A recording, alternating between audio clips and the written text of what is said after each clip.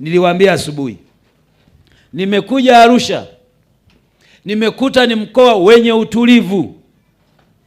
Mheshimiwa mkuu wa mkoa, nalizungumza hili kwa sauti na uwe mfano kwa viongozi wengine nchini. Ndugu zanguni, tukiwa na mkoa wenye utulivu, tutawahudumia Watanzania hawa. Watanzania hawataki migogoro yetu sisi viongozi, na wakati mwingine migogoro tuliyonayo ni migogoro ya maslahi binafsi. Tumeacha kuwahudumia wananchi, tunashughulikiana. Tunataka huyu akwame ili huyu afanikiwe, kwa sababu tuna cartel. Mkoa wa Arusha, nimekwenda Monduli jana, wanaungana.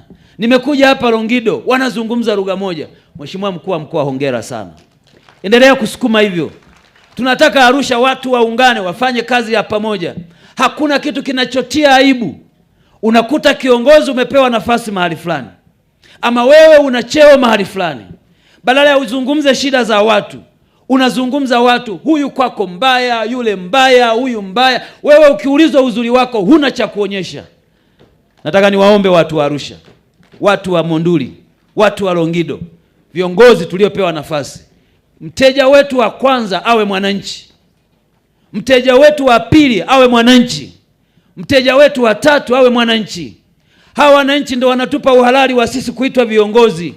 Ni kwa kodi zao tuko hapa, ni kwa sababu wanalipa kodi tujenge nchi yetu. Maono ya viongozi wetu wakubwa, rais wetu na wasaidizi wake, makamu wa rais na waziri mkuu na viongozi wengine, wangependa kuona tunawaondoa Watanzania kwenye umaskini.